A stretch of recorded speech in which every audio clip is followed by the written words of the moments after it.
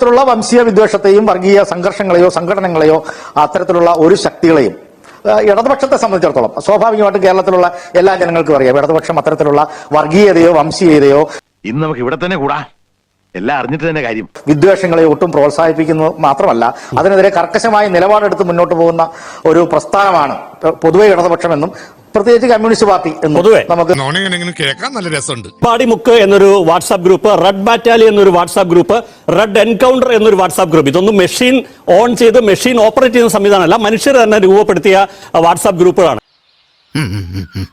ഇതിൽ നിന്നും ഏറ്റവും അവസാനം എത്തിയതാണ്, ഏറ്റവും ആദ്യം ഇതിലേക്കും എത്തിപ്പെടുന്നത് ആരാണ്? റിബേഷ് രാമകൃഷ്ണൻ അധ്യാപകരിലേക്കാണ്. മനുഷ്യനാണ് കേട്ടോ, റോബോട്ടല്ല, AI അല്ല. ചോദിച്ചോട്ടെ, ഞാൻ അങ്ങോട്ട് ഒറ്റ ചോദ്യമുള്ളൂ ഇതിനകത്ത്, ഒറ്റ ചോദ്യമുള്ളൂ. ഇപ്പൊ നിങ്ങൾ എന്താണ് ഇതിനകത്ത് പറയാൻ ശ്രമിക്കുന്നത്? എന്താണ് ഇത് LDF അല്ലെങ്കിൽ കമ്മ്യൂണിസ്റ്റ് പാർട്ടി ഓഫ് ഇന്ത്യ മാർക്സിസ്റ്റോ ഏതെങ്കിലും തരത്തിലുള്ള വംശീയ വിദ്വേഷത്തിന് ഗൂഢാലോചന നടത്തിയെന്നോ? എന്താണ് നിങ്ങൾ ഉദ്ദേശിക്കുന്നത്? അങ്ങനെയാണ് നിങ്ങൾ ഉദ്ദേശിക്കുന്നത്? ഞാൻ ഒന്നും ഉദ്ദേശിക്കുന്നില്ല. എന്റെ ചോദ്യം ഇത്രയേ ഉള്ളൂ. വടകരയിൽ സാമുദായികമായി ഈ നാടിനെ, നല്ല നാടിനെ വേർതിരിക്കാൻ വേണ്ടി ഉണ്ടാക്കിയ ഒരു സ്ക്രീൻഷോട്ട്, അതിന്റെ പ്രഭവ കേന്ദ്രം LDFന്റെ യുവജന പ്രസ്ഥാനത്തിന്റെ ഒരാളുടെ ഭാഗത്തുനിന്നാണ് എന്ന് വരെ കേരള പോലീസ് കണ്ടെത്തി. അയാൾ ചാർജ് ചെയ്യപ്പെട്ടിട്ടില്ല, ശിക്ഷിക്കപ്പെട്ടിട്ടില്ല, ഉറവിടം കണ്ടെത്താനായിട്ടില്ല. ഫോറൻസിക് പരിശോധനയ്ക്ക് അയക്കുന്നു എന്ന് പറഞ്ഞ് അയച്ച ശേഷം അതിന്റെ ഫലത്തിന് കാക്കാതെ പോലീസ് ഇത് ക്ലോസ് ചെയ്യുന്നെങ്കിൽ അങ്ങനെന്താണ് മനസ്സിലാക്കുന്നത്? എന്നോട് പറഞ്ഞുതരൂ. ആ ഫലത്തിന് കാക്കാതെ പോലീസ് ഇത് ക്ലോസ് ചെയ്യുന്നെങ്കിൽ അതിന്റെ പിന്നിൽ ഉദ്ദേശം എന്താണ്? പറയൂ. ഫലത്തിൽ കാക്കാതെ ക്ലോസ് ചെയ്യുന്ന, അല്ല, ഫലത്തിൽ കാക്കാതെ ക്ലോസ് ചെയ്യുന്നുണ്ടെങ്കിൽ നിങ്ങൾ എന്താ മനസ്സിലാക്കുന്നത്?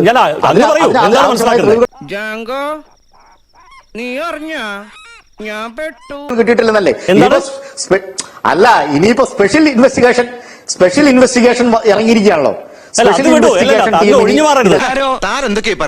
സർക്കാരിന്റെ കാലത്ത് ഇങ്ങനൊരു ഹീനകൃത്യം നടന്ന് അതിന്റെ അന്വേഷണം കോടതിയുടെ നിർദ്ദേശപ്രകാരം ഫോൺ പരിശോധനയ്ക്ക് അയച്ച ശേഷം ആ ഫലത്തിന് കാക്കാതെ പോലീസ് ഒരു കേസ് അവസാനിപ്പിക്കുന്നുണ്ടെങ്കിൽ അതിന്റെ താല്പര്യം എന്താണ്? ഇത് വളരെ സ്ട്രെയിറ്റ് ആയിട്ടുള്ള ചോദ്യമാണ്. അങ്ങനെ ഇതിന് ഉത്തരം പറയണം. പോലീസ് ആ കേസ് എങ്ങനെ അന്വേഷിച്ചു, എങ്ങനെ ഏത് വിധത്തിൽ അന്വേഷിച്ചു, അത് അവസാനിപ്പിക്കാനുള്ള കാരണം എന്താണ് എന്ന് പറയാൻ ഞാൻ എങ്ങനെ പറയും? അതല്ലല്ലോ പ്രധാനപ്പെട്ട കാര്യം.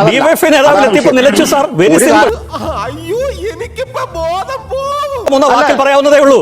ഡിവൈഎഫ്ഐയുടെ നിലച്ചെങ്കിൽ അയാൾ അത്രമാത്രമേ അതിന്റെ കാര്യമുള്ളൂ. മനസ്സിലായി?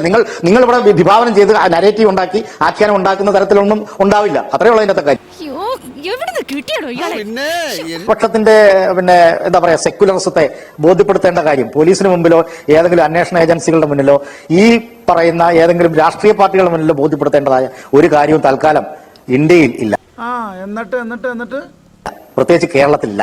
ഇടതുപക്ഷത്തിന്റെ മതനിരപേക്ഷതയെ സംബന്ധിച്ചും അതിന്റെ കാര്യങ്ങളെ സംബന്ധിച്ചും ഒരു ബോധ്യപ്പെടുത്തേണ്ടതായിട്ടുള്ള കാര്യമില്ല. കാരണം ഇടതുപക്ഷത്തിന്റെയും കമ്മ്യൂണിസ്റ്റ് പാർട്ടിയുടെ ഒരു ചരിത്രമുണ്ട്, ദീർഘകാലത്തിലുള്ള ഒരു ചരിത്രമുണ്ട്. ആ ചരിത്രം നമ്മളെ പഠിപ്പിക്കുന്നത് അതാണ്. ഭയങ്കരം തന്നെ. അതിനെ സംബന്ധിച്ച് എനിക്ക് ഞാൻ എന്താണ് പറയേണ്ടത്? പോലീസ് ഏതെങ്കിലും തരത്തിൽ ഇടതുപക്ഷ ജനാധിപത്യ മുന്നണിക്ക് വേണ്ടി എന്തെങ്കിലും വിടുവേല ചെയ്യുന്നൊക്കെയല്ലേ ആരോപിക്കാൻ നിങ്ങൾ ശ്രമിക്കുന്നത്? നമ്മളെല്ലാം അരിയാഹാരം കഴിക്കുന്നു, ഇപ്പൊ കുറച്ചധികം ഗോതമ്പും കഴിക്കുന്നുണ്ടാവും, പക്ഷേ പോലും അരിയാഹാരം വിട്ടിട്ടില്ലല്ലോ. ഞാൻ ചോദിക്കാം, ഇതൊരു നടക്ക് പോണ മാതിരില്ല. ഗുരുതരമായ ഒരു ക്രൈം നടന്നു. ആദ്യം ഒരു MSF-കാരൻ അത് അന്വേഷിച്ച് വന്നപ്പോ ഒരു DYFI-കാരൻ അതിൽ ഫോണ് പരിശോധനയ്ക്ക് അയക്കുന്നു. ആ പരിശോധന ഫലം കാക്കാതെ ഈ കേസിൽ പ്രതിയെ കണ്ടെത്താൻ പറ്റില്ല എന്നൊക്കെ കേരള പോലീസ്, ലോകത്തെ വേറെ ഏതെങ്കിലും പോലീസാണെങ്കിൽ പോട്ടെ, അവരങ്ങ് തീരുമാനിച്ചു കഴിഞ്ഞാൽ അതെങ്ങനെയാണ് അങ്ങേക്ക് ഇങ്ങനെ ഒരു നിലപാടെടുക്കാൻ പറ്റുക? നീ അറിഞ്ഞ ഞാൻ പിന്നെ പെട്ടു. ഇടത് സർക്കാരിലെ പോലീസ് ആ വിഷയത്തിൽ ദയനീയമായി പരാജയപ്പെട്ടു, അല്ലെങ്കിൽ നിയമം അവരിൽ എന്താണോ അർപ്പിച്ചത് അത് ചെയ്യുന്നതിൽ ദയനീയമായി പരാജയപ്പെട്ടു എന്ന് ഞാൻ പറഞ്ഞ അങ്ങനോട് യോജിക്കോ വിയോജിക്കോ? അത് ഉത്തരം പറ. അത് ഞാൻ യോജിക്കത്തില്ല. റീത് പണിക്കരൊക്കെ പൊതുവെ പറയാൻ ശ്രമിക്കുന്ന ഒരു കാര്യമാണ്.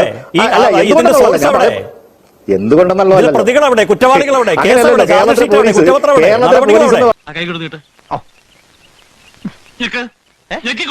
അതെന്താണ്? പരാജയമാണെങ്കിലല്ലേ പരാജയം എന്ന് പറയാൻ കഴിയുള്ളൂ. പരാജയമാണെന്ന് അങ്ങനെയാണ് പറയാൻ കഴിയുക. പരാജയം ഒരു കാര്യം അല്ലാത്തൊരു കാര്യത്തിൽ നമ്മൾ ഉണ്ടെന്ന് പറയുന്നത് എങ്ങനെയാണ്? പലതരത്തിലുള്ള നെഗറ്റീവ്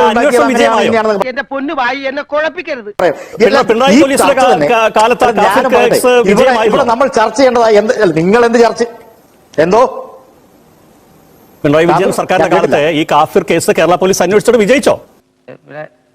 പിന്നെ ചൂടാണ്ട് AC ഒന്നും ഇല്ല അത് ഒരു തീർപ്പിലെത്തിയോ? ഒരു ഫൈൻഡിങ്ങിലെത്തിയോ? കുറ്റവാളിയെ കിട്ടിയോ? അന്വേഷണം നടന്നുകൊണ്ടിരിക്കുകയായിരുന്നു. ഏത് അന്വേഷണം? അപ്പോഴല്ലേ പുതിയ ഗവൺമെന്റ് വരുന്നത് അല്ലേ? ഞാൻ അങ്ങനെയാണ് മനസ്സിലാക്കുന്നത്. ഇവൻ നമ്മൾ നാണം കെടുത്തുന്നോണ കേട്ടാ. നിങ്ങൾ തന്നെ പറഞ്ഞോണ്ടിരിക്കുന്നത്. ഏത്? നിങ്ങൾ തന്നെയല്ലേ പറഞ്ഞോണ്ടിരിക്കുന്നത്. നിങ്ങൾ അടക്കമുള്ള ആളുകൾ പറഞ്ഞോണ്ടിരിക്കുന്നത്. ഇപ്പൊ ഞാൻ ഈ ആലപ്പുഴ കേസിനെ കുറിച്ച് പറഞ്ഞതിൽ വസ്തുതയുമായിട്ട് വല്ലതുണ്ടോ? കാഫിർ കേസിൽ ഞാൻ പറഞ്ഞതിൽ വസ്തുതയുമായിട്ട് വല്ലതുണ്ടോ? ബുദ്ധനാണ് സത്യം. ഞാൻ ആ വ്യാളി തലതല്ലി ചാവും. എന്നെ തുറന്നു കാണിക്കൂ. എന്താണ്? ഏത് കേസ്? ഏത് കേസിൽ? ഈ രണ്ട് കേസിനെ കുറിച്ച് ഇപ്പൊ പറഞ്ഞല്ലോ. ഞാൻ വസ്തുതാവിരുദ്ധമായി എന്തെങ്കിലും പറഞ്ഞു അങ്ങനെ തുറന്നു കാണിക്കണം. ജനങ്ങൾ കണ്ടോണ്ടിരിക്കുക. ഇത് വടി കൊടുത്ത് അടി വാങ്ങുന്ന പരിപാടിയാണല്ലോ ബാബു. അല്ല, വസ്തുതാവിരുദ്ധമായിട്ട് പറഞ്ഞു എന്നുള്ളതല്ലല്ലോ ഞാൻ പറഞ്ഞത്. ഞാൻ പറഞ്ഞത് ഇത് എന്തുകൊണ്ടാണ് ചർച്ച കൊണ്ട് നിങ്ങൾ ഉദ്ദേശിക്കുന്നത്? തീർച്ചയായിട്ടും ഒരു ഗവൺമെന്റ് വരുന്നത്, ഞാൻ ഏത് ഗവൺമെന്റ് വന്നു കഴിഞ്ഞാലും ഈ വിഷയത്തിൽ ഞാൻ പറഞ്ഞല്ലോ, ഇതൊരു വർഗീയ വംശീയ സമൂഹത്തെ വിഭജിക്കുന്ന അല്ലെ ശിഥിലമാക്കാൻ പോകുന്ന തരത്തിലുള്ള ഒരു പ്രവണതയാണ്. ആ പ്രവണത ഒരു കാരണവശാലും അല്ലെ ഒരു കാരണവശാലും ഓരോ റൗണ്ട് കഴിയുമ്പോഴും ഈ കേസിന്റെ ഗൗരവത്തെ വീണ്ടും വീണ്ടും പെരുപ്പിക്കുകയാണ്. എന്നിട്ടാണ് അങ്ങ് പറയുന്നത് ഇതിലൊന്നും സംഭവിച്ചിട്ടില്ലെന്ന്. വെറുതെ അത്രത്തോളം ഗൗരവ സ്വഭാവത്തിലുള്ള ഒരു കേസ് ആർക്കോ വേണ്ടി എന്തിനോ വേണ്ടി മരവിപ്പിച്ച് അവസാനിപ്പിച്ച പോലീസാണ് കഴിഞ്ഞ സർക്കാരിന്റെ പോലീസ്. ഈ CPIM-ന്റെ തലയിലോട്ട് വെക്കരുത്. പിന്നെ അയ്യപ്പദാസ് BJP സർക്കാരിന്റെ പോലീസ് CPM ഇതിന് തരത്തിൽ ഒന്നും ഉണ്ടാക്കിയില്ല. ആലപ്പുഴയിലെ സമാധാനപരമായിട്ട് കരിങ്കൊടിയായിട്ട് നിന്ന പിള്ളേരാണ്. അവരെ കേരള പോലീസ് തന്നെ പിടിച്ചു മാറ്റിയിരുന്നു. അത് കഴിഞ്ഞപ്പോഴാണ് ഈ വണ്ടിയിൽ ചാടി ഇറങ്ങിയ ഒരു രക്ഷാദൌത്യത്തിന് ഇറങ്ങിയത്. ഇതൊരു നടക്കി പോണ ലക്ഷണില്ല. എന്നിട്ട് എന്താ നിങ്ങൾ അന്വേഷിച്ചോ? നിങ്ങൾ ആരെങ്കിലും കുറ്റക്കാരാക്കിയോ? ഈ മറ്റൊരു സർക്കാരിന്റെ പോലീസ് വന്നപ്പോഴാണ് അവരകത്തിരിക്കുകയാണ്. എവിടെയോ ഇരിക്കുകയാണ്. അതുകൊണ്ട് ഒരു പോലീസ് അല്ല, രണ്ട് പോലീസാണ്. ഒരു നരകത്തില്ല തന്നെ പറഞ്ഞതിന് ഗൗരവം പറഞ്ഞില്ലേ? ഈ കേസ്, ഈ സംഭവം, ഈ കാഫിർ സ്ക്രീൻഷോട്ട് ഉണ്ടാക്കാൻ ശ്രമിച്ച അതിന്റെ പിന്നിലെ ബുദ്ധി എന്തായിരുന്നു? അതിന് ലക്ഷ്യം എന്തായിരുന്നു? അത്ര ഗൗരവ സ്വഭാവത്തിലുള്ള ഒരു കേസ് ഒരു ഡിവൈഎഫ്ഐ പ്രാദേശിക നേതാവിന്റെ ഭാരവാഹിയുടെ